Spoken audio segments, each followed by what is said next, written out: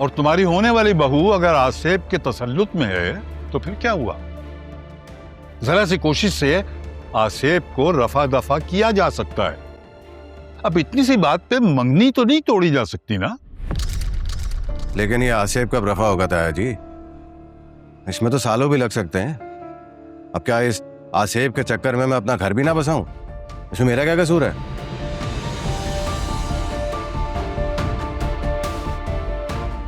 ताया जी, सीधी सी बात है, आप तानिया की तालीम पे पाबंदी लगाएं और फौरी तौर पर तानिया और जाहिद की शादी का ऐलान कर दें।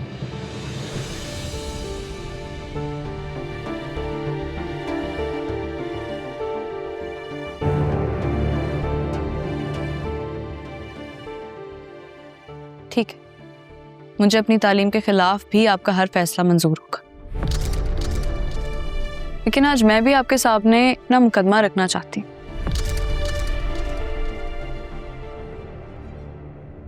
जाहिद से शादी नहीं करना चाहती मैं, आखिर मैं भी इंसान।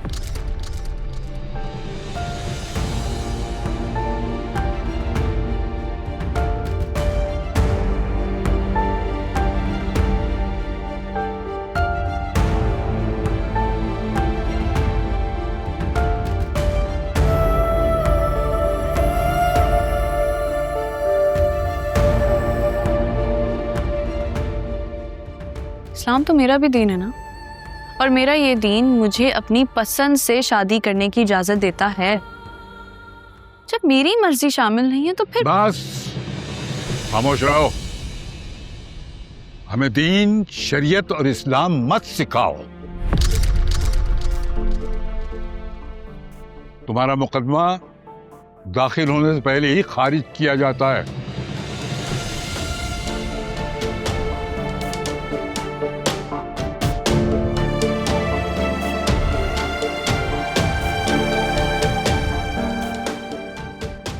और तुम्हें इतनी तमीज और तहजीब नहीं है कि बड़ों से बात कैसे करते हैं, और हमें दीन सिखा रही हो। तुम पहले ही बेहयाई और बेपर्दगी का मुर्तकब करार पा चुकी हो, और इस लिहाज से तुम्हारे निकाह के मामले पर तुम्हारी मर्जी का हक तुम्हारे बुजुर्गों को हासिल है।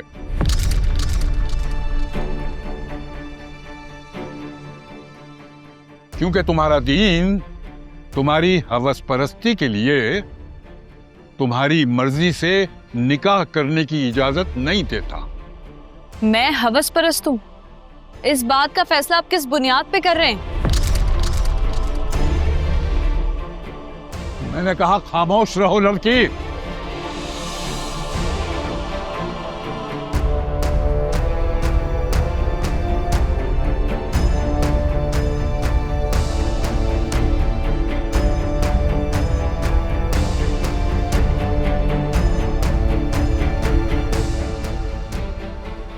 अब हर बात पे हमें खामोश क्यों करवा देते हैं, जिसका कोई जवाब ही नहीं होता? उसका गलत और झूठा जवाब देकर अपनी अना को जिंदा रखने के लिए। अपनी बकवास बंद करो गुस्ताख लड़की। मैं बिरादरी की पंचायत के सरबराह की हैसियत से तुम्हें तालीमी सरगर्मियां खत्म करने का हुक्म देता हूं।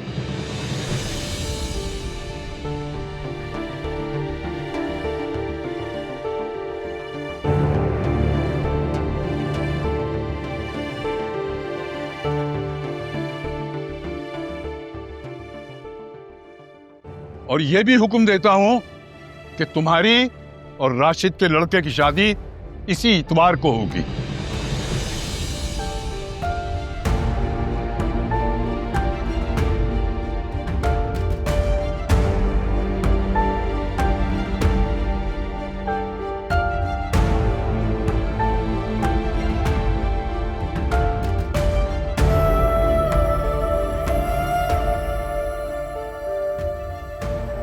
और जब तक ये शादी नहीं होगी मैं भी यहीं रहूंगा, और तुम अपनी होने वाली बहू के रूहानी इलाज की जिम्मेदारी खुद लोगे, और कितनी जल्दी उसका इलाज होता है ये तुम पर है।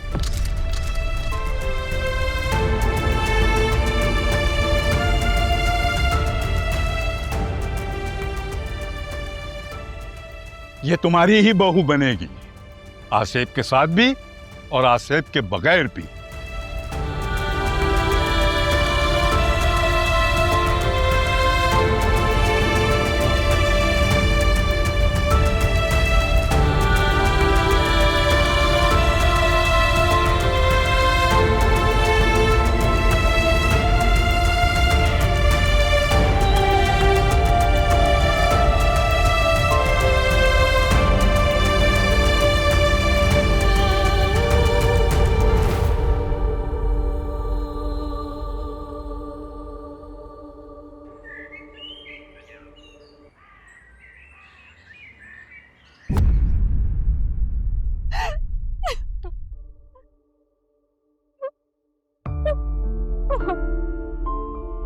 बहुत बेवकूफ हो तुम तानिया। भैंस के आगे बीन बजा के ना ही तुमने सिर्फ अपनी इज्जत गंवाई है, बल्कि तुम्हारे सारे ख्वाब रोन दिए गए हैं। तुम जानती तो हो इन सबको। कहा भी था तुम्हें कि अपनी बकवास बंद रखना, कहा था कि नहीं? तुम कब समझोगी? नहीं तो क्या करती अम्मी, मैं चुपचाप उनकी जाहिलाना बातें मैं सुनती रहती वहां खड़े होकर। अरे जबान है मेरे मुंह में, तभी मैंने जवाब भी दिया। अपने लिए बोलने का हक रखती हूँ मैं, जबान इसीलिए मिली है मुझे। कुछ गलत तो नहीं बोला मैंने। देख लिया अपनी जबान चलाने का अंजाम। अब ये रही तुम्हारी डॉक्टरी और ये रही तालीम। अब अपने शादी के जोड़े पर गोटे किनारी लगाना शुरू कर दो, क्योंकि यही हमारी तबके की औरत के नसीब में है।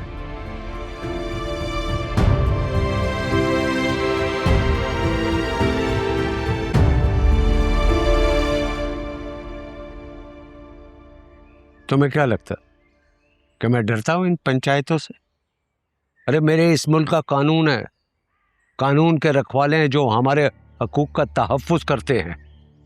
रुका हूं तो तुम्हारी वजह से, डरा हुआ हूं तो तुम्हारी वजह से कि तुम्हें कहीं नुकसान ना पहुंचा दे, क्योंकि तुम इन दरिंदों में बैठे हुए हो।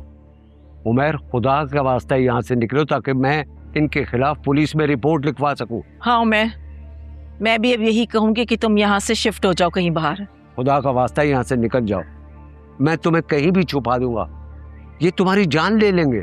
बस तुम चलो, मैं भी तुम्हें लेकर जाऊंगी। मैं यहाँ से चला तो जाऊंगा, लेकिन अकेले नहीं। अकेला नहीं जाऊंगा? क्या मतलब?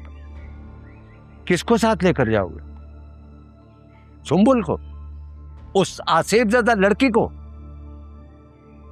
इमरान, ये क्या कह रहा है? क्या कह दिया है तुमने इसे? क्यों अपने आप को खतरे में डाल रहा है ये? देखो, हमारी तो ये सुनता नहीं है, तुम ही इसे समझाओ, तुम्हारी ही बात मानेगा। अपनी मर्जी का मालिक है, आप लोगों की नहीं सुन रहा तो मेरी क्यों सुनेगा? झूठ बोल रहे हो तुम ही ने इसे बरगलाया। पता नहीं क्या जादू चलाया कि हमें छोड़कर ये तुम्हारा होकर रह गया। आप बेफिक्र रहें, इसे कुछ नहीं होगा। अगर इसे कुछ हो गया ना तो मेरी कोई जिम्मेदारी नहीं है। मैं इसे समझाने के लिए नहीं आऊंगा, समझे हो तुम लोग?